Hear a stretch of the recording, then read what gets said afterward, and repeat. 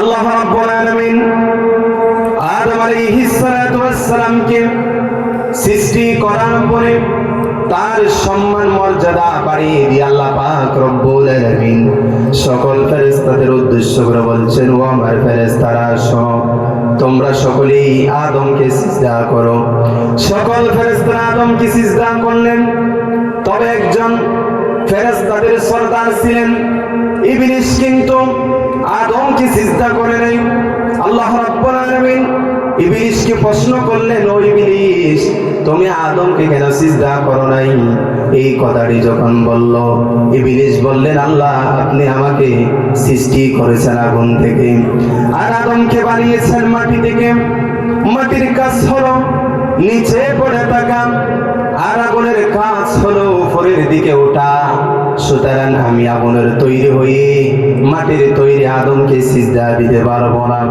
আল্লাহ তাআলা বলছেন, তুমি যেহেতু আমার হুকুমকে অমান্য করেছো, আমার হুকুমকে অস্বীকার করেছো, তুমি আবার জান্নাতের মধ্যে থাকতে পারবে না, জান্নাত থেকে বাহির হয়ে যাও। আল্লাহ তাআলা ইবলিসকে জান্নাত থেকে বাহির করে দিলেন। জান্নাত থেকে যখন বাহির করে দিল, ইবলিস আল্লাহ তাআলাকে বলছেন, আয় আল্লাহ, আমি আপনার কাছে একটি জিনিস চাইব, সেই জিনিসটি হলো আপনি আমাকে কিয়ামত পর্যন্ত হায়াত দিয়ে দিন। আল্লাহ পাক রব্বুল আলামিন বলছেন, ইবলিস, তুমি যেহেতু আমার কাছে কিয়ামত পর্যন্ত হায়াত চেয়েছো, আমি আল্লাহ রব্বুল আলামিন কিয়ামত পর্যন্ত তোমাকে হায়াত দিয়ে দিলাম।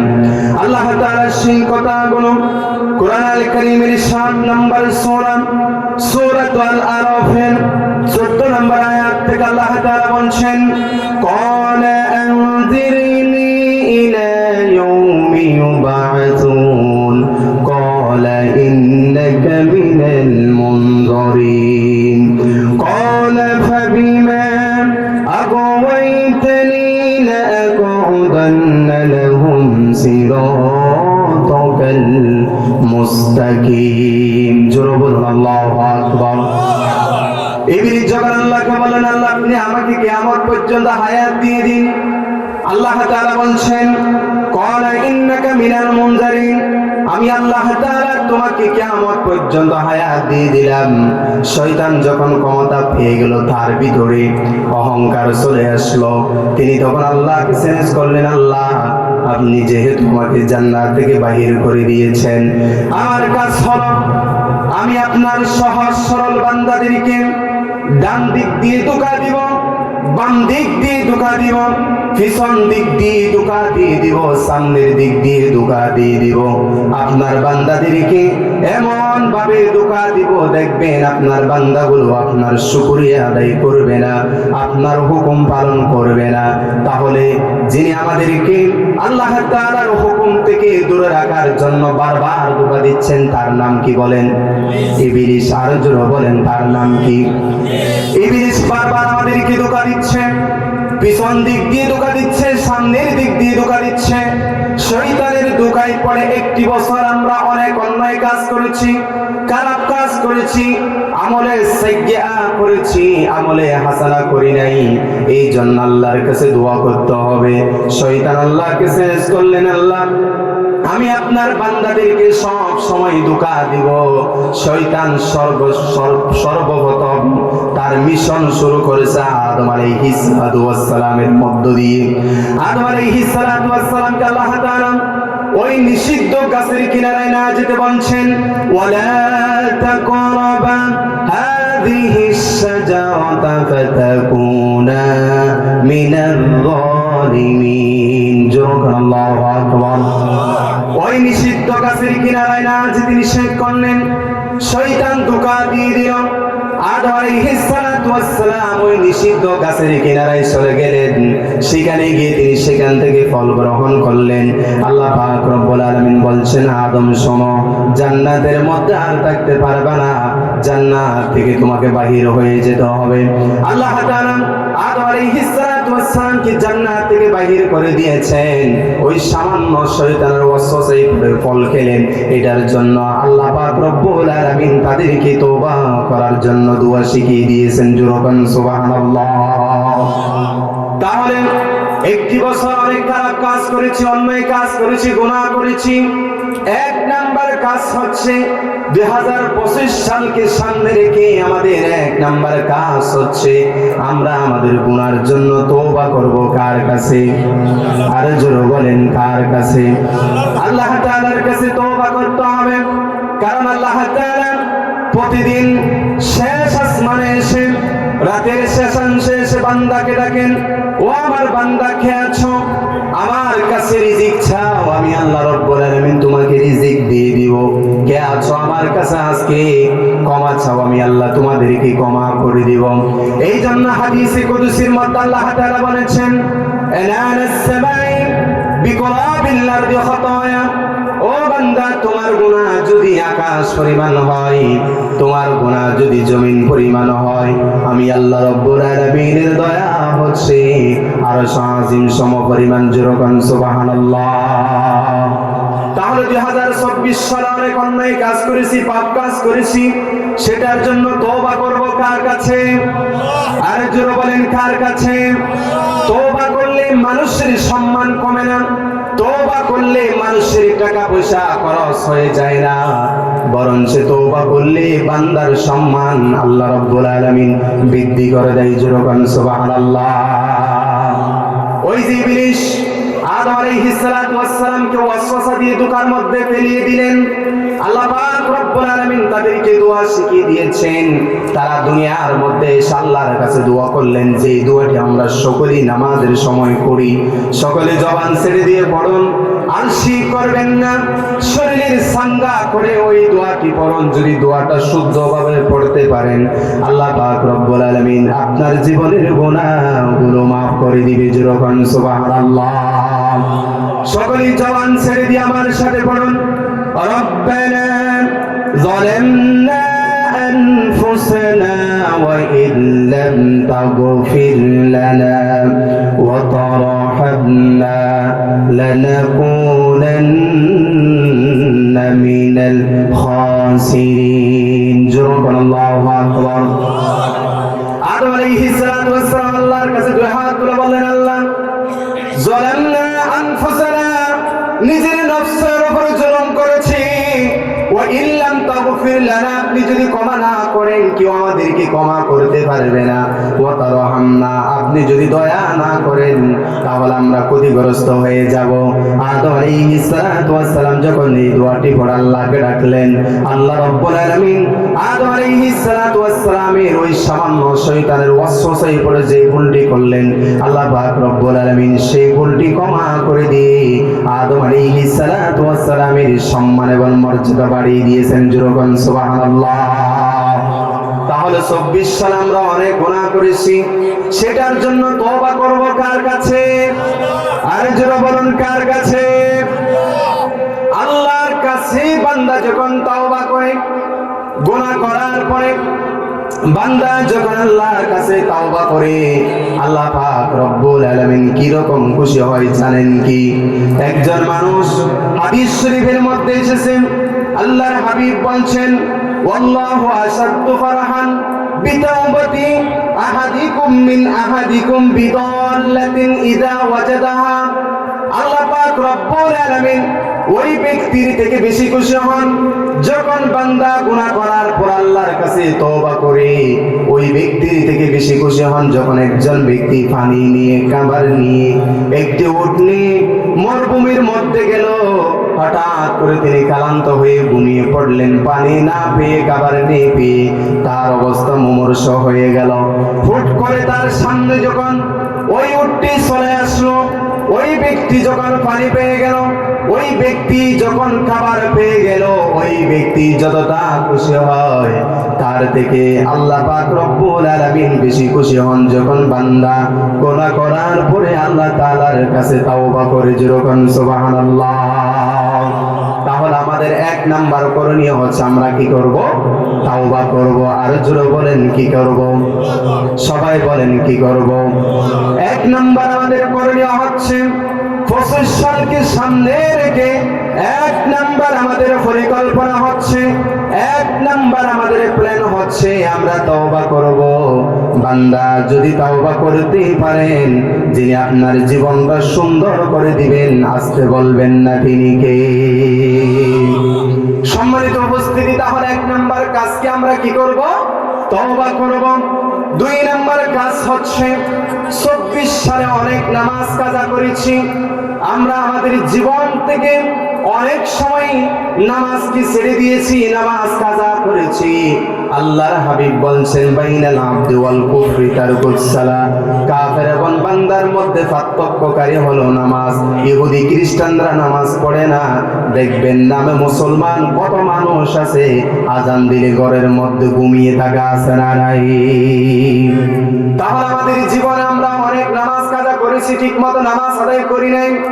আজকে থেকে পরিকল্পনা করুন, আজকে থেকে সিদ্ধান্ত নেন, জীবন অনেক নামাজ কাজা করেছি, আজ থেকে আর নামাজ কাজা করব না। কারণ এই নামাজ হচ্ছে সব থেকে আল্লাহ তাআলার কাছে পছন্দনীয় একটি আমল। যেরকম সুবহানাল্লাহ।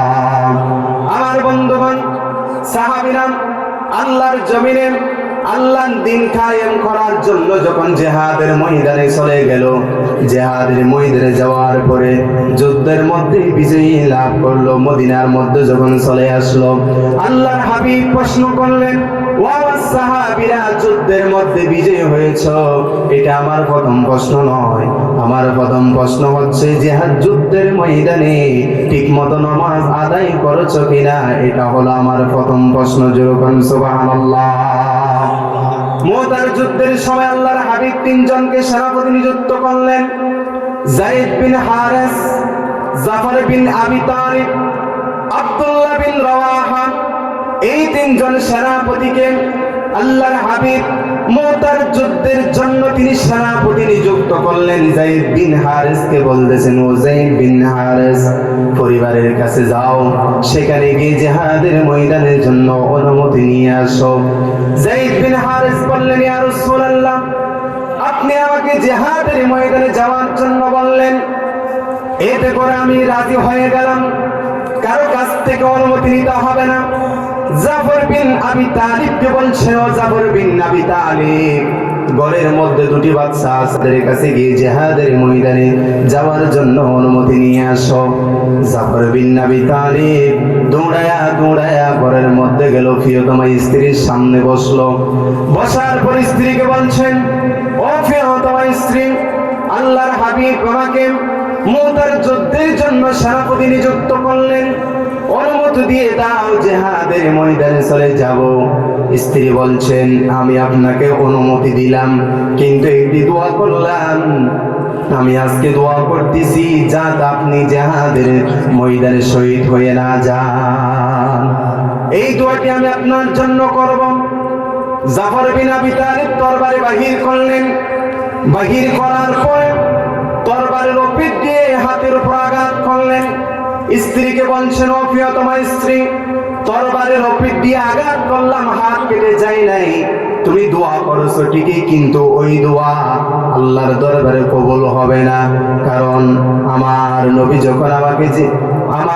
যখন আমাকে সেনাপতি নিযুক্ত করলেন, তখন থেকেই আমি জান্নাতের ঘ্রাণ পাচ্ছি। যেরকম সুবহানাল্লাহ। ঘর থেকে বাহির হয়ে যাচ্ছেন। জাফর বিন আবি তালিবের ছোট ছোট 2 বাচ্চা কাটা কবুতরের মতো ছটফট করতেছে, কিন্তু বাচ্চাগুলোর মায়া থেকে দূরে সরালেন, জিহাদের ময়দানে যাওয়ার জন্য ঘর থেকে চলে আসলেন। 3 নাম্বার সেনাপতি আব্দুল্লাহ বিন রাওয়াহা ঘরের মধ্যে গিয়ে দরজাতে আটকিয়ে দিলেন। তিনি নতুন বিবাহ করেছেন। স্ত্রীকে বলছেন, ও প্রিয়তমা স্ত্রী, শোনো, তোমাকে বিবাহ করেছি, তোমার সাথে রাত কাটাই নাই, জিহাদের ময়দানে যেতে হবে। আল্লাহর হাবিব আমাকে মুতার যুদ্ধের জন্য 3য় সেনাপতি আমাকে নিযুক্ত করেছেন, অনুমতি দিয়ে দাও। প্রিয়তমা স্ত্রী বললেন, ও স্বামী, তোমার চেহারাটা ভালো করে দেখি নাই, দরজাটা খুলো, তোমার চেহারাটা একটু ভালো করে দেখবো। যদি তুমি শহীদ হয়ে যাও, আল্লাহর জান্নাতে তোমাকে দেখেই মাত্র আমি চিনে ফেলবো, এই জন্য তোমার চেহারাটি আমি দেখতে চাই। আমার বন্ধুগণ, আব্দুল্লাহ বিন রাওয়াহা বলছেন, ও প্রিয়তমা স্ত্রী, যার জমিনে যার দিন কায়েম করার জন্য যাচ্ছি, সে আল্লাহ তো ভালোই করেছিলেন, তুমি যদি তোমার সতীত্ব ঠিক রেখে যদি থাকতে পারো, আমি যদি শহীদ হয়ে যাই, কালকে কিয়ামতের ময়দানে আল্লাহ পাক রব্বুল আলামিন আমাদের দুইজনকে একত্রিত করে দিবে। জোরে বলেন সুবহানাল্লাহ। জিহাদের ময়দানে চলে গেলেন। যায়েদ বিন হারিসের প্রথম নেতৃত্বে যুদ্ধ শুরু হয়ে গেল। যায়েদ বিন হারিস শহীদ হয়ে গেলেন। জাফর বিন আবি তালেব যুদ্ধের নেতৃত্ব দেওয়া শুরু করলো। জাফর বিন আবি তালেব শহীদ হয়ে গেলেন। আব্দুল্লাহ বিন রাওয়াহা কালিমার ঝান্ডা নিয়ে সামনের দিকে দ্রুত অগ্রসর হচ্ছেন। যুদ্ধ করতে করতে এক পর্যায়ে আব্দুল্লাহ বিন রাওয়াহা তিনি শহীদ হয়ে গেলেন। হযরতে খালিদ বিন ওয়ালিদ তিনি কালিমার ঝান্ডা নিয়ে যুদ্ধ শুরু করে দিলেন। যুদ্ধ করতে করতে এক পর্যায়ে মুতার যুদ্ধের মধ্যে সাহাবীরা বিজয় লাভ করলো। মক্কার উদ্দেশ্যে যখন চলে আসতেছে, আসার পরে আল্লাহর হাবিব সাহাবীদের উদ্দেশ্য করে বলছেন, ও আমার সাহাবীরা, ইসলামের জন্য যুদ্ধ করতে গিয়েছো, কতজন শহীদ হয়েছেন আর কতজন জীবিত আছে আর কতজন গাজী হয়েছে এটা আমার প্রশ্ন নয়। আমার প্রথম প্রশ্ন হলো, জিহাদের ময়দানে গিয়েছো, ঠিক মতো নামাজ আদায় করেছো কিনা, এটা হলো আমার প্রথম প্রশ্ন। জোরে বলেন সুবহানাল্লাহ। তাহলে সম্মানিত বন্ধুগণ, জীবনে অনেক নামাজ কাজা করেছি, জীবনে অনেক ওয়াক্ত নামাজ ছেড়ে দিয়েছি। বলেন তো আল্লাহ তাআলা একদিনে আমাদের জন্য কয় ওয়াক্ত নামাজ ফরজ করেছেন? সবাই বলেন কয় ওয়াক্ত? আরো জোরে কয় ওয়াক্ত? 5 ওয়াক্ত ফরজ নামাজ আল্লাহ তাআলা আমাদের জন্য ফরজ করেছেন। কোন মানুষ যদি এক সপ্তাহ যদি নামাজ আদায় না করে, সে কয় ওয়াক্ত আদায় করলো না? 35 ওয়াক্ত। 35 ওয়াক্ত পর্যন্ত শয়তানের আনুগত্য করেছেন। এই জীবনে কত ওয়াক্ত শয়তানের আনুগত্য করেছেন জানা নেই। আজকেই তওবা করুন আর সিদ্ধান্ত নেন, জীবন অনেক নামাজ কাজা করেছি, আর জীবন বাঁচি থাকতে আর কোনোদিন নামাজ কাজা করব না। আল্লাহ কবুল করুক, সকলে বলুন আমিন।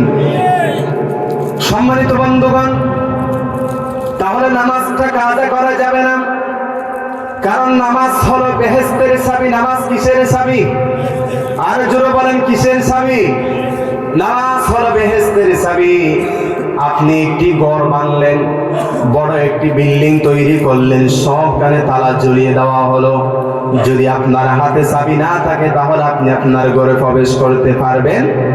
আর জোরে বলেন পারবেন না। ঠিক তেমনি জীবন অনেক ভালো কাজ করেছেন, বড় গলায় কথা বলে বলে মানুষদের উপর অত্যাচার নির্যাতন নিপীড়ন করেছেন, এটা হচ্ছে ভিন্ন কথা। আর এই দুনিয়ার মধ্যে অন্যায়ের প্রতিবাদ করেছেন, কিন্তু নামাজ ঠিক ছিল না। আপনি আল্লাহর জান্নাতে কোনোদিন প্রবেশ করতে পারবেন না। জোরে বলেন নাউযুবিল্লাহ। কারণ যারা নামাজ আদায় করে না, তাদের জন্য আল্লাহ তাআলা স্পেশাল একটি জাহান্নামের গর্ত তৈরি করে রেখেছেন। ওই গর্তটির নাম হলো সাকর নামক একটি গর্ত, যেই গর্তকে জাহান্নামের অন্যান্য গর্তগুলো ভয় পায়। আল্লাহ তাআলা বলছেন, মা সালাকাকুম ফি সাকর ক্বালু লাম নাকু মিনাল মুসাল্লিন ওয়া লাম নাকু নুতঈমুল মিসকিন।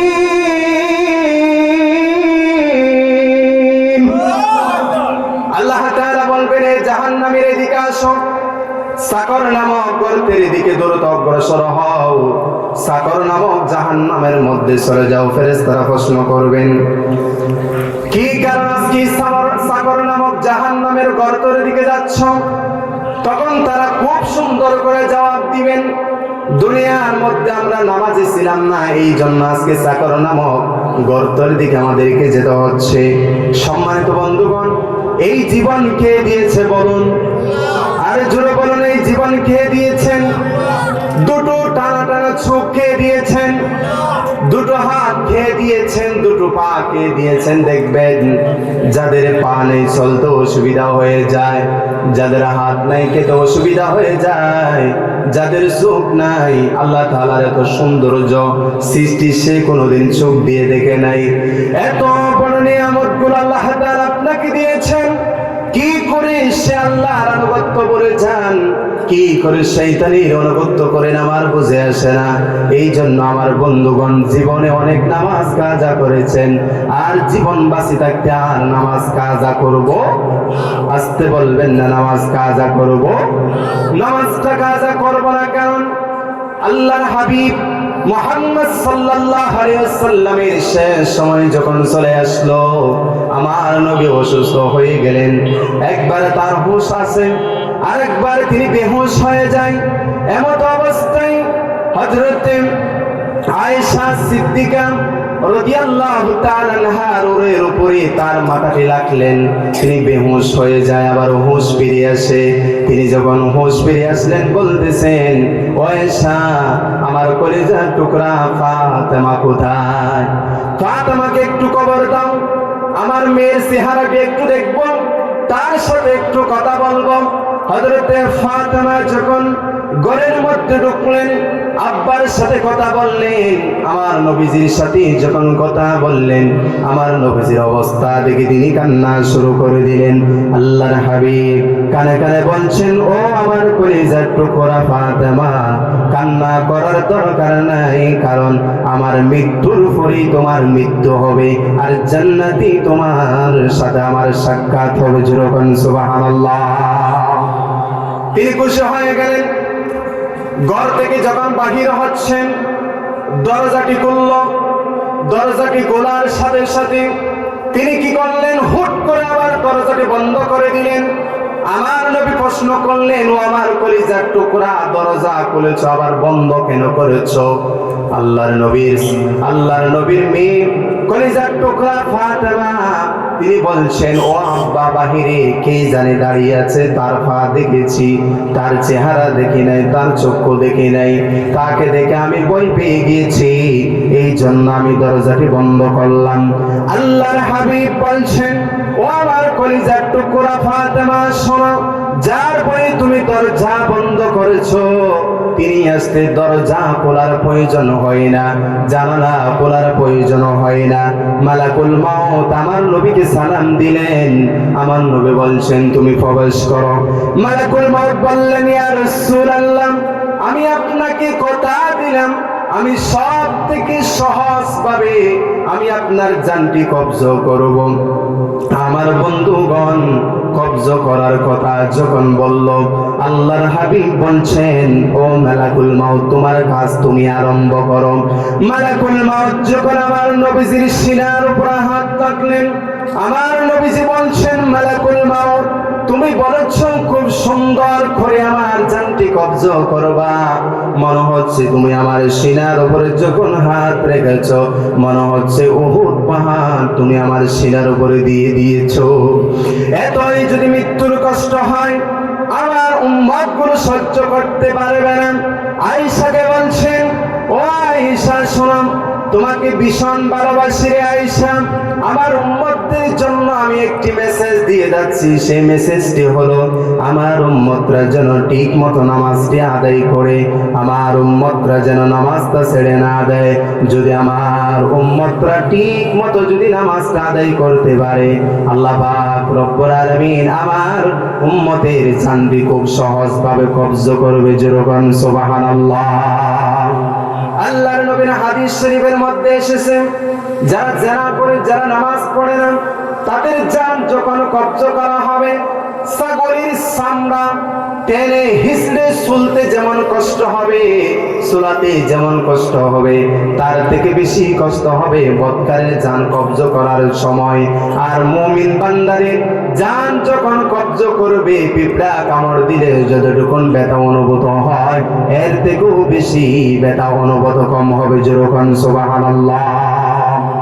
আমার বন্ধুগণ, জীবনে অনেক নামাজ কাজা করেছেন, আজকে তাফসীরুল কোরআন মাহফিল থেকে সিদ্ধান্ত নেন, ও আল্লাহ, বিগত নামাজ কাজা করেছি, আজকে থেকে পরিকল্পনা করতেছি, আজকে থেকে প্ল্যান করলাম, সিদ্ধান্ত নিলাম আজ থেকে নামাজকে আর কাজা করব না।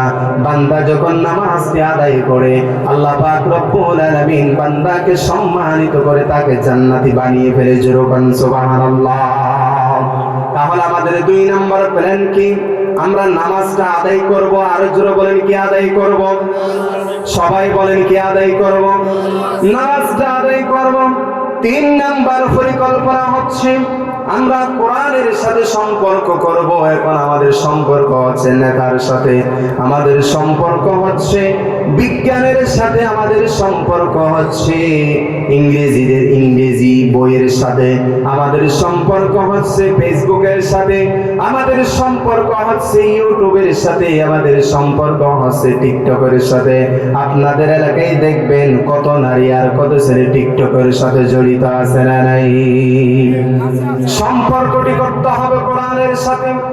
যদি কোরআনের সাথে সম্পর্ক যদি করতে পারেন, আল্লাহ রাব্বুল আলামিন বলছেন ওয়া ইযা কুরিয়াল কুরআনু ফাসতামিউ লাহু ওয়া আনসিতু লাআল্লাকুম তুরহামুন।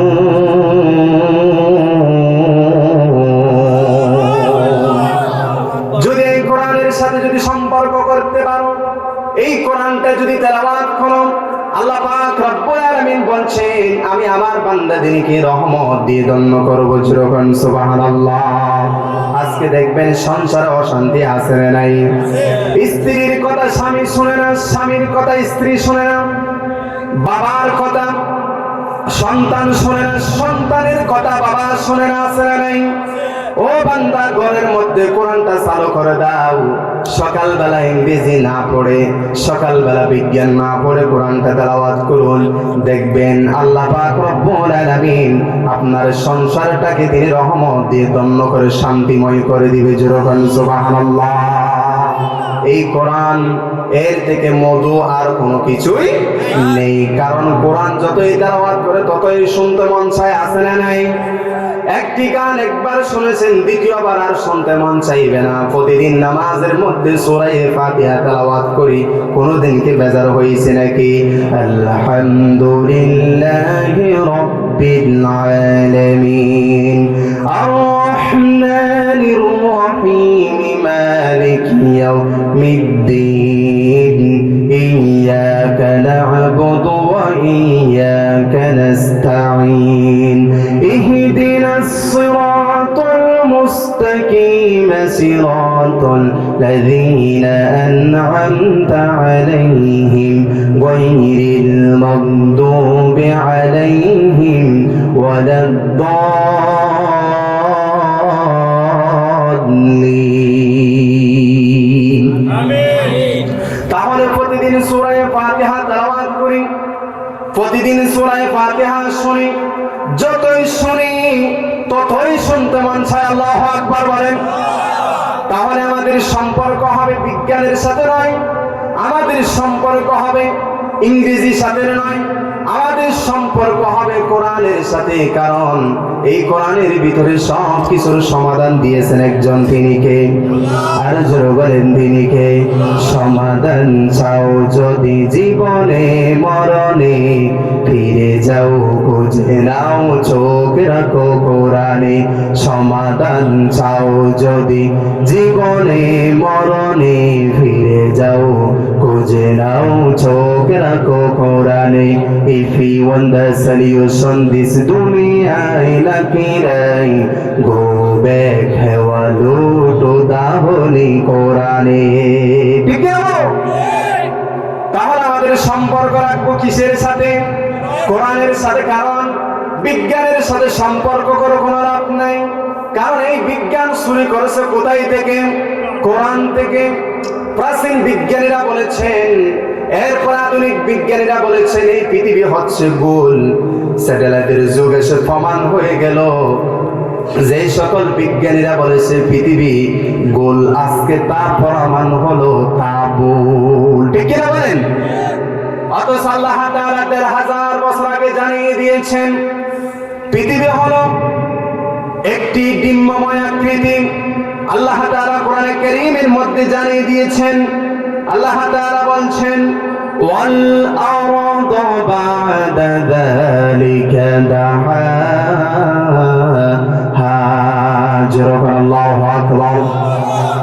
আল্লাহ তাআলা বলছেন ওয়াল আরদ বা'দা যালিকা দাহাহা, আমি আল্লাহ রাব্বুল আলামিন এই পৃথিবীকে বিস্তীর্ণ করেছি উট পাখির ডিমের মতো।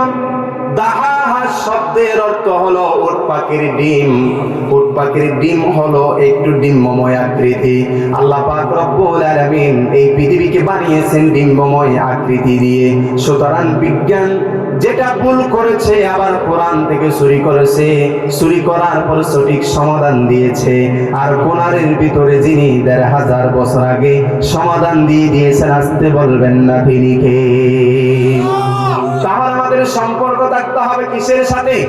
কোরআনের সাথে। কারণ কোরআনের সাথে সম্পর্ক রাখলে যিনি রহমত দিয়ে ধন্য করেন তিনি কে? সম্মানিত বন্ধুগণ, এই কোরআনের সাথে সম্পর্ক করব কি দিয়ে? সম্পর্ক করার মাধ্যম কি? কোরআনের সাথে সম্পর্ক করার মাধ্যম হলো তিনটি। কয়টি? সবাই বলেন কয়টি?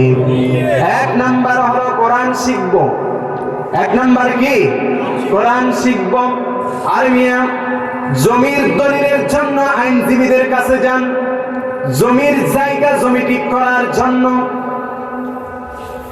জমির জায়গা জমি ঠিক করার জন্য আপনারা ব্যারিস্টারের কাছে যান, আদালতের প্রাঙ্গণে যান। বুকা হাত দিয়ে বলতে পারবেন না কোরআন শিখার জন্য অমুক হুজুরের কাছে গিয়েছি, ওই হুজুরের কাছে গিয়েছি, এই কথাটি বলতে পারবেন না। কিন্তু আপনার আমার এক নাম্বার মাধ্যম হলো কোরআনের সাথে সম্পর্ক করার। এক নাম্বার মাধ্যম হলো আমরা কোরআনটা শিখব। দুই নাম্বার মাধ্যম হলো কোরআন বুঝবো। কোরআন বোঝার দরকার আছে না নাই? কোনটা সুদের আয়াত, কোনটা হালালের আয়াত, কোনটা হারামের আয়াত, কোনটা নামাজের আয়াত, সেটা জানার জন্য, সেটা বোঝার জন্য কোরআন শিখার পরে কোরআনকে বুঝতেই হবে। তিন নাম্বার মাধ্যম হলো আপনাকে কোরআন মানতে হবে। যদি আপনি কোরআন মানতে পারেন, আল্লাহ পাক রব্বুল আলামিন আপনার জীবনটা ধন্য করবে। জোরগান সুবহানাল্লাহ। আমার বন্ধুগণ, এই কোরআন মানবেন ব্যক্তি জীবনে, এই কোরআন মানবেন ইউনিয়নে, এই কোরআন মানতে হবে জেলায়, এই কোরআন মানতে হবে আপনার বিভাগীয় কার্যালয়ে। এই কোরআন দিয়ে সমাজ থেকে শুরু করে রাষ্ট্র পর্যন্ত আপনাকে মানতে হবে। যদি কোরআনটাকে ব্যক্তি জীবন থেকে যদি রাষ্ট্রীয় জীবন পর্যন্ত যদি নিয়ে যেতে পারেন, আল্লাহ পাক রব্বুল আলামিন রহমত দিয়ে ধন্য করবে। জোরগান সুবহানাল্লাহ। তাহলে আগে কোরআন মানতে হবে কোথায়? ব্যক্তি জীবনে। কারণ ব্যক্তি থেকে শুরু হয়ে একটি রাষ্ট্র পর্যন্ত চলে যায়। বিবাহ করলেন, দুটি সন্তান হলো, ওই সন্তানগুলোকে বিয়ে দিয়েছেন, তাদের থেকে দুটি সন্তান হলো, দুটি পরিবার হলো, দুটি পরিবার থেকে আরো দুটি পরিবার হলো, 4টি পরিবার থেকে একটি গ্রাম হলো, আবার একটি গ্রাম থেকে আরেকটি গ্রাম হলো, কয়েকটি গ্রাম মিলে হয়ে গেল একটি ইউনিয়ন, আবার কয়েকটি ইউনিয়ন মিলে হয়ে গেল একটি উপজেলা, আবার কয়েকটি উপজেলা মিলে হয়ে গেল একটি জেলা, আবার কয়েকটি জেলা মিলে হয়ে গেল একটি বিভাগ, আবার কয়েকটি বিভাগ থেকে হয়ে গেল একটি সুন্দর দেশ। সুবহানাল্লাহ। তাহলে কোরআন ব্যক্তি জীবন থেকে শুরু করে রাষ্ট্রীয় জীবন পর্যন্ত মানতে হবে। কেউ যদি এই কোরআনের বিরুদ্ধে কথা বলে, কেউ যদি কোরআন না মানে, তাদের সাথে আমরা থাকবো না। যারা কোরআন মানবে তাদের সাথে থাকবো। কে বিএনপি কে জামাত সেটা দেখার বিষয় নয়। যারা আল্লাহর কোরআনের পক্ষে কথা বলবে তাদের পক্ষে আমাদেরকেও থাকতেই হবে। তাহলে 3 নম্বর পরিকল্পনা হচ্ছে আমরা কোরআনের সাথে সম্পর্ক করব। কিসের সাথে সম্পর্ক? সবাই বলেন কিসের সাথে? কোরআনের সাথে সম্পর্ক করতে হবে। 4 নাম্বার হচ্ছে সাহিত্য পড়তে হবে, ইসলামিক বইগুলো পড়তে হবে, হাদিসের বইগুলো পড়তে হবে। আমার দেশের যুবক ভাইদেরকে এখন ফ্রি ফায়ার তাদের হাতে দিয়ে দেওয়া হলো, পাবজি তাদের হাতে দিয়ে দেওয়া হলো, বিভিন্ন ধরনের গেম তাদের হাতে দিয়ে দেওয়া হলো। এখন আমার দেশের যুবকরা গেম নিয়ে পড়ে আছে, অন্য দেশের যুবকরা বিমান আর স্টেডিয়াম তৈরি করে। ঠিক কিনা বলেন? এই জন্য বিভিন্ন ইতিহাস পড়তে হবে। আজকে থেকে সিদ্ধান্ত নিন, ও আমার তরুণ এবং যুবক ভাইরা, তোমরা তো আগামী দেশের ভবিষ্যৎ। কারণ তোমরা যারা ক্ষমতাসীন দল বাদ দিয়ে অনেক বড় বড় সংগঠনরা যেটা করতে পারে নাই, অনেক বড় নেতা নেত্রীরা যেটা করতে পারে নাই, সেটা আমার দেশের যুবকরা করতে পেরেছে। যুবকগণ ঠিক কিনা? সম্মানিত বন্ধুগণ, সাহিত্য পড়া পড়তে হবে। ও আমার যুবক ভাইরা, তোমাদেরকে সাহিত্য পড়তে হবে, ইসলামিক বইগুলো পড়তে হবে। এগুলো পড়লে যিনি বান্দার মেধাকে বুলন্দ করে দেন তিনি কে? অনেক সময় খেলায় ধুলায় কাটিয়ে দিয়েছ, আর খেলায় ধুলায় কাটানো যাবে না। এখন থেকে সাহিত্য পড়া শুরু করে দেন।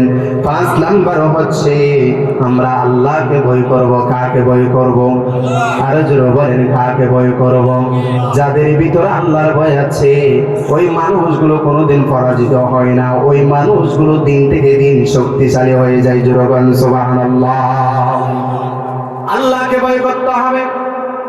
দুনিয়ার মানুষ চুরি চামারি করতে গেলে সিসিটিভি দেখে ভয় পেয়ে যায়, অথচ সিসিটিভি যিনি বানিয়েছেন, তাকে যিনি বানিয়েছেন সে আল্লাহর ভয় বান্দার ভিতরে থাকে না। এই জন্য আল্লাহর ভয় অন্তরের ভিতরে ঢুকান। যাদের ভিতরে আল্লাহর ভয় আছে ওই মানুষগুলো কোনোদিন তাদের জীবনটা ব্যর্থ হবে না, তাদের জীবনটাকে আল্লাহ তাআলা সুন্দর করে দিবে। জোরে সুবহানাল্লাহ। সম্মানিত ভাই আমার, এরপর 6 নাম্বার হচ্ছে অন্যায় কাজ করব না, অশ্লীল কাজ করব না। এই যে আগে দেখেছি আমরা বিভিন্ন ওয়ার্ডে বিভিন্ন জায়গায় গান বাজনা হতো, আজকে যদি এখানেও যদি গান বাজনার আয়োজন হতো, মানুষের অভাব হতো না, মানুষগুলো কোনোদিন চলে যেত না। কারণ মনটা সাফা এসো গান গায়, আর আমরা কোরআন থেকে কথা বলি, এই জন্য মানুষ শুনতে চায় না। আমার বন্ধুগণ, যখন দেখবেন অন্যায় কাজের সাথে জড়িত হয়ে যাবেন, অশ্লীলতার সাথে যখন জড়িত হয়ে যাবেন, দেখবেন আপনার জীবনটা ধ্বংস হয়ে যাবে, ধ্বংসের দিকে চলে যাবে। এই জন্য আজকে থেকে সিদ্ধান্ত নেন, আর কোন অন্যায় অপকর্ম কাজের সাথে জড়িত হব না, অশ্লীলতার সাথে জড়িত হব না। আজকে থেকে সিদ্ধান্ত নিয়ে নেন, জীবনে অনেক অন্যায় কাজ করেছেন, আজ থেকে আর অন্যায় কাজের সাথে জড়িত হবেন না। সম্মানিত বন্ধুগণ, 6 নাম্বার আমাদের করণীয় হচ্ছে, আমাদের প্ল্যান হচ্ছে, আমাদের পরিকল্পনা হচ্ছে আমরা অন্যায় অপকর্ম কাজের সাথে জড়িত হব। আরো জোরে বলেন, হব না। এরপরে 7 নাম্বার হচ্ছে আমরা পরিবার পরিকল্পনা করব। পরিবার পরিকল্পনা অর্থ হলো তথা ইসলাম অনুযায়ী পরিবারটাকে সাজাবো। দেখবেন আমার দেশে কত যুবক, আমার দেশে কত মানুষ আছে স্ত্রীর ছবি নিয়ে ফেসবুকে দেয়, আছে না নাই? কাপল ব্লগার আছে না নাই? আর মিয়া স্ত্রীর ছবি ফেসবুকে দিলেন, একজন এলাকার যুবক কমেন্ট করলো, ভাবি কিন্তু জুস আছে। বুঝতে হবে কার জুস কে কাটছে, কার জুসের দিকে কে নজর দিছে, যা বুঝতেই হবে। এই জন্য ইসলাম অনুযায়ী পরিবার পরিকল্পনা করুন, ইসলাম অনুযায়ী পরিবারকে পরিচালনা করার চেষ্টা করুন। সন্তানদেরকে ইসলামী শিক্ষা দেন।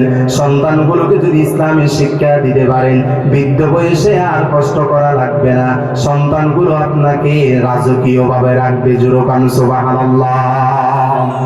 সম্মানিত বন্ধুগণ, এরপরে 8 নাম্বার হচ্ছে আমরা হালাল উপার্জন করব। কি উপার্জন?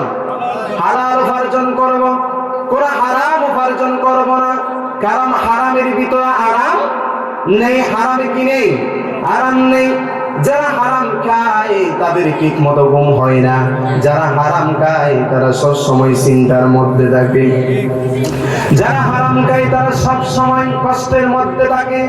আর যারা হালাল খায় সারাদিন রিকশা চালিয়ে হালাল উপার্জন করে রাত্রিবেলা যখন ঘরের মধ্যে এসে যখন শুয়ে যায়, সাথে সাথে আল্লাহ তাআলার ঘুম নামক নিয়ামতটি চলে আসে। জোরে বলেন সুবহানাল্লাহ। আর যারা হারাম খায়, দোকান থেকে ঘুমের 10টি ট্যাবলেট আনার পরেও ঘুম হয় না, আছে না নাই? আর যারা হারাম খায় দেখবেন এদের স্ত্রীগুলো মানুষের সাথে পরকীয়া করে। আর যারা হারাম খায় তাদের ছেলে সন্তানগুলো মদটি হয়। আর যারা হারাম খায় তাদের ছেলে সন্তানগুলো গাঞ্জা খায়। যারা হারাম খায় তাদের ছেলে সন্তানগুলো সমাজের উচ্ছৃঙ্খল সন্তান হয়। আর যারা হালাল খায় তাদের সন্তানগুলো দেখবেন দিনদার ছেলে হয়। যেরকম সুবহানাল্লাহ। যারা হারাম খায় তাদের ছেলে সন্তানগুলো পাগল হয়ে যায়। কি হয়ে যায়? পাগল হয়ে যায়। এই জন্য সিদ্ধান্ত আজকে থেকে জীবন অনেক হারাম কিয়েছে, আল্লাহর কাছে তওবা করুন। আজ থেকে সিদ্ধান্ত নিয়ে নেন আর কোন হারাম খাবো না, হালাল উপার্জন করুন। 1 টাকা হালাল উপার্জন করলেন যিনি, সেখানে 10 টাকার বরকত দিতে পারেন। আজকে বলবেন না তিনি কে? তাহলে সম্মানিত বন্ধুগণ, আমাদের 8 নম্বর করণীয় হচ্ছে, আমাদের 8 নম্বর পরিকল্পনা হচ্ছে, আমাদের 8 নম্বর প্ল্যান হচ্ছে আমরা হালাল উপার্জন করব। 9 নম্বর আমাদের পরিকল্পনা হচ্ছে আমরা দুনিয়ার কোনো নেতা নেত্রীর আদর্শ গ্রহণ করব না, আমরা আদর্শ গ্রহণ করব মুহাম্মদ সাল্লাল্লাহু আলাইহি ওয়াসাল্লাম। আল্লাহ তাআলা বলেন, লাকাদ কানা লাকুম ফি রাসূলিল্লাহি উসওয়াতুন হাসানাহ লিমান কানা ইয়ারজুল্লাহা ওয়াল ইয়াওমাল আখির ওয়া যাকারাল্লাহ।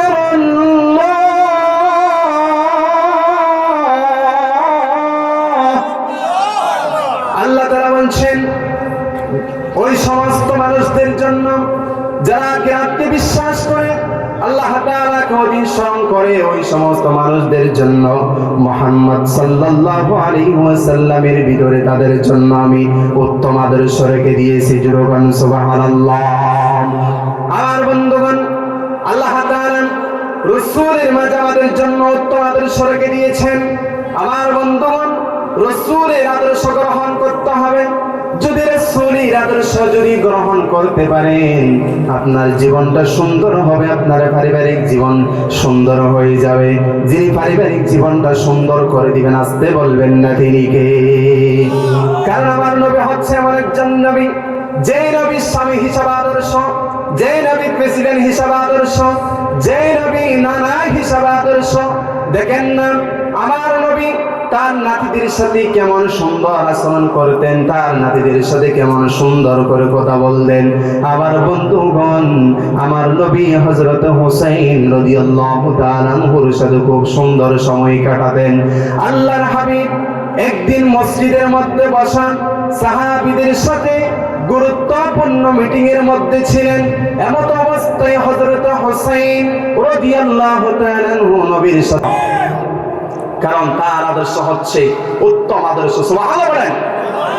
সম্মানিত বন্ধুগণ, বেশি আর কষ্ট দিব না, 11টা 11:30 মধ্যে শেষ করে দিব।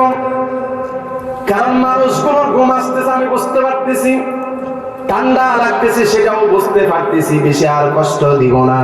সম্মানিত বন্ধুগণ, ভালো করে শুনুন। 2025 সালে নিজের জীবনটা যদি সুন্দর করতে চান, কয়টি পরিকল্পনার কথা বলেছি? 10টি। তার ভিতরে বললাম কয়টি? 9টি। সর্বশেষ আরেকটি পয়েন্ট আছে, সেই পয়েন্টটা হচ্ছে দানের কথা। প্রতিদিন কিছু দান করবেন। দান করলে আল্লাহ পাক রব্বুল আলামিন আপনাকে এমন ভাবে বিপদ থেকে, মুসিবত থেকে আল্লাহ তাআলা রক্ষা করবেন। আল্লাহ পাক রব্বুল আলামিনের হাবিব মুহাম্মদ সাল্লাল্লাহু আলাইহি ওয়াসাল্লাম বলছেন, আল্লাহ তাআলা বান্দা যখন হালাল উপার্জন থেকে যখন দান করি, আল্লাহ তাআলা ওই ব্যক্তিকে এমন ভাবে লালন পালন করে, যেমনি ভাবে মা তার সন্তানকে লালন পালন করে, যেমনি ভাবে গবাদির বাচ্চা গবাদিকে লালন পালন করে, যেমনি ভাবে উটের বাচ্চাগুলো উটগুলো লালন পালন করে, এর থেকে সুন্দর করে আল্লাহ তাআলা ওই ব্যক্তিকে লালন পালন করেন যে ব্যক্তি হালাল উপার্জন করে আল্লাহর রাস্তায় দান করে। যেরকম সুবহানাল্লাহ। সম্মানিত বন্ধুগণ, এই দান করতে হবে আল্লাহর রাস্তায়। কোথায়? আরো জোরে বলেন, কার রাস্তায়? কারণ আল্লাহ তাআলা মুমিনদের জান এবং মাল কিনে নিয়েছেন, বিনিময় দিবেন কি? জান্নাত। বিনিময় দিবেন কি? আল্লাহ তাআলা বলছেন, ইন্নাল্লাহা ইশতারা মিনাল মুমিনিনা আনফুসাহুম ওয়া আমওয়ালাহুম বিআন্না লাহুমুল জান্নাহ। জোরে বলেন আল্লাহু আকবার। আল্লাহ তাআলা বলছেন মুমিনদের জান এবং মাল আল্লাহ পাক রব্বুল রাব্বুল আলামিন কিনে নিয়েছেন, বিনিময় দিবেন জান্নাত। সুতরাং যদি মাল দেওয়ার দরকার হয়, মালের অন্তর্ভুক্ত কি কি আছে জানেন? সম্পদ হচ্ছে মালের অন্তর্ভুক্ত, এরপরে মালের অন্তর্ভুক্ত হচ্ছে ছেলে সন্তান। আমরা অনেকে মনে করি এগুলো মালের অন্তর্ভুক্ত না, এগুলো হচ্ছে মালের অন্তর্ভুক্ত। সম্মানিত বন্ধুগণ, ইসলামকে কায়েম করার জন্য যদি নিজেকে নামতে হয় নিজেও নামবেন, মাল দেওয়ার দরকার হলে মাল দিবেন, ছেলে সন্তানকেও নামিয়ে দিবেন। কারণ এই দেশ থেকে শুরু করে গোটা পৃথিবীতে ইসলামটাকে প্রতিষ্ঠা করতে হবে, কায়েম করতে হবে। আমার বন্ধুগণ, যদি ইসলামটা কায়েম হয়ে যায়, এই দেশে আর ভেদাভেদ থাকবে না, এই দেশে আর মারামারি হানাহানি থাকবে না। সুন্দর একটি দেশ যিনি গঠন করে দিবেন তিনি কে? এই জন্য আমার ভাইরা, আল্লাহ রাস্তায় যান এবং মাল দিয়ে দিতে হবে, কারণ বিনিময় দিবেন আল্লাহ তাআলা জান্নাত। কি জান্নাত দিবে জানেন? যেই জান্নাতের দালান হবে অনেক সুন্দর, যে জান্নাতের দালান বানানোর জন্য আল্লাহ তাআলা স্বর্ণের ইট তৈরি করবেন এবং কঙ্করগুলো হচ্ছে স্বর্ণের, এবং নিচে থাকবে রেশমের কাপড়। আমার বন্ধুগণ, এত সুন্দর জান্নাত বানিয়েছেন আল্লাহ তাআলা ওই সমস্ত মুমিনদের জন্য যারা নিজের জান এবং মাল আল্লাহর রাস্তায় কুরবানি করে। যেরকম সুবহানাল্লাহ। তাহলে আমরা নতুন বছর উপলক্ষে আমরা আজকে যে 10টি পরিকল্পনার কথা বলেছি, 10টি প্ল্যানের কথা বলেছি, এই প্ল্যানগুলো যদি আমরা নিতে পারি, আল্লাহ চাহে তো 2025 সালে আমাদের জীবনটা যিনি সুন্দর করে দিতে পারেন, আসতে বলবেন না তিনি কে? কারণ তিনি সব কিছু করার ক্ষমতা আছে কার কাছে? কোন সময়ে তেঁতুল গাছ থেকে কোন পাতাটি জমিনের মধ্যে পড়ে সেটার খবরও জানেন একজন, তিনি কে? ওয়ায়ালামু খাইনাতাল আয়ুনি ওয়া মা তুখফিস সুদূর। আল্লাহু আকবার। এই পৃথিবীতে যা কিছু হয় সব কিছু খবর আমরা আল্লাহ জানেন। সুতরাং সে আল্লাহর ইবাদত করতে হবে, কারণ এই পৃথিবীতে যা কিছু আছে, আসমানে যা কিছু আছে, সব কিছুর মালিক কে? আর জোরে বলেন, সব কিছুর মালিক কে?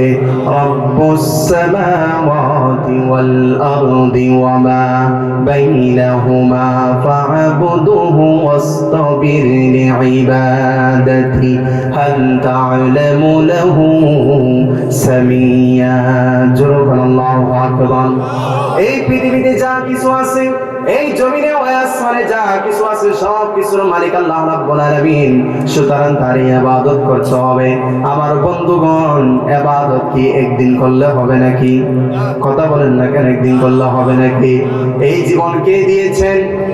আল্লাহ তাআলা জীবন সৃষ্টি করেছেন, সাথে সাথে মৃত্যু সৃষ্টি করেছেন। আল্লাহ তাআলা বলেন, আল্লাযী খালাকাল মাউতা ওয়াল হায়াতা লিয়াবলুয়াকুম আইয়ুকুম আহসানু আমালা ওয়া হুয়াল আজিজুল গফুর। আল্লাহু আকবার। তিনি হলেন সেই সত্তা যিনি জীবন বানিয়েছেন, মৃত্যু বানিয়েছেন। এত সুন্দর জীবন আল্লাহ তাআলা দিয়েছেন বান্দারে। এমনি এমনি দুনিয়ার মধ্যে আসো নাই। এমন একটি সময় ছিল তোমার উল্লেখযোগ্য করার মতো কোনো কিছুই ছিল না। হাত ছিল না, পা ছিল না, চক্ষু ছিল না, মাথা ছিল না, চুল ছিল না, কোনো কিছুই ছিল না। আল্লাহ তাআলা বলছেন, হাল আতা আলাল ইনসানি হিনুম মিনাদ দাহরি লাম ইয়াকুন শাইআন মাযকুরা। আল্লাহু আকবার। আল্লাহ বলছেন, বান্দারে তোমার কি আমার সময় অতিবাহিত হয়নি যে সময়ের মধ্যে উল্লেখ করার মতো তোমার কোনো কিছুই ছিল না? সেখান থেকে আল্লাহ তাআলা আপনাকে বানিয়েছেন, আমাকে বানিয়েছেন। এক ফোঁটা নাপাক পানি থেকে আপনাকে বানিয়েছেন, আমাকে বানিয়েছেন। মায়ের রহমের ভিতরে রেখে এক ফোঁটা নাপাক পানিকে রক্ত বানিয়েছেন, মাংস বানিয়েছেন, হাত বানিয়েছেন, সুন্দর একটি মানুষ হিসাবে দুনিয়ার মধ্যে পাঠিয়েছেন। লাকাদ খালাকাল ইনসানা ফি আহসানি তাকওয়িম। আল্লাহু আকবার। এই পৃথিবীতে যত সৃষ্টি আছে সব থেকে সুন্দর করে আল্লাহ তাআলা মানুষকে বানিয়েছেন। মানুষ যদি তার সৃষ্টির সারা জীব সেটা যদি ধরে রাখতে চায়, তাহলে জীবনটা সুন্দর করতে হবে। এই জীবনটা সুন্দর করতে হলে 1 নাম্বার আপনাকে ঈমান আনতে হবে, আমলে সালেহ করতে হবে। আমলে সালেহ করার পাশাপাশি আজকে যে 10টি পরিকল্পনার কথা বলেছি, এই 10টি পরিকল্পনা যদি অর্জন করতে পারেন, আল্লাহ পাক রব্বুল আলামিন আপনার জীবনটাকে সুন্দর করে দিবে এবং জান্নাতি বান্দা হিসাবে আল্লাহ তাআলা আপনাকে কবুল করবে। জোরে বলুন সুবহানাল্লাহ। তাহলে এই জীবনটা আল্লাহ তাআলা আপনাকে আমাকে দান করেছেন, সুন্দর করে আল্লাহ তাআলা বানিয়েছেন। এই জীবনটা সুন্দর করার জন্য আমাদেরকে 10টি পরিকল্পনা নিতে হবে। কয়টি পরিকল্পনা? সবাই বলেন কয়টি? আর জোরে কয়টি? এই 10টি পরিকল্পনা যদি নিতে পারেন, আল্লাহ রাব্বুল আলামিন আপনার জীবনটা সুন্দর করে দিবে। আল্লাহ রাব্বুল আলামিন আপনাকে 25 সালের ভিতরে সুন্দর একটি জীবন দান করবে, সুন্দর সংসার দান করবে। আমার বন্ধুগণ, আমরা সকলেই আজকে থেকে সিদ্ধান্ত নিব এই 10টি পরিকল্পনা আমাদের জীবনে বাস্তবায়ন করার চেষ্টা করব। কারা কারা চেষ্টা করবেন? 2 হাত তুলে আল্লাহকে দেখাইয়া দেন। লিল্লাহি তাকবীর, লিল্লাহি তাকবীর, লিল্লাহি তাকবীর। আল্লাহ তুমি কবুল করো, সকলে পড়ুন আমিন। তাহলে 1 নাম্বার পরিকল্পনা কি বলুন তো? আমরা তওবা করব। 1 নাম্বার কি করব? তওবা করব। 2 নাম্বার আমরা নামাজ আদায় করব। 3 নাম্বার আমরা কোরআনের সাথে সম্পর্ক করব। 4 নাম্বার হচ্ছে আমরা সাহিত্য পড়ব। 5 নাম্বার আমরা আল্লাহকে ভয় করব। 6 নাম্বার অন্যায় অপকর্ম বেহায়াপনা কাজ থেকে নিজেকে বিরত রাখবো। 7 নাম্বার পরিবার পরিকল্পনা করব তথা ইসলাম অনুযায়ী পরিবারকে পরিচালনা করার চেষ্টা করব। 8 নাম্বার হচ্ছে আমরা হালাল উপার্জন করব। 9 নাম্বার হচ্ছে আমরা রাসূলুল্লাহ সাল্লাল্লাহু আলাইহি ওয়াসাল্লামের আদর্শকে গ্রহণ করব। 10 নাম্বার হচ্ছে আমরা প্রতিদিন কিছু দান করব। এই 10টি পরিকল্পনা যদি আমরা নিতে পারি, আমাদের জীবনটা সুন্দর হবে। আল্লাহ তাআলা সকলের জীবনটাকে সুন্দর করে দিক। সকলে পড়ুন আমিন। এত সুন্দর মানুষ যতটুকু হয়েছে পড়ছি আলহামদুলিল্লাহ।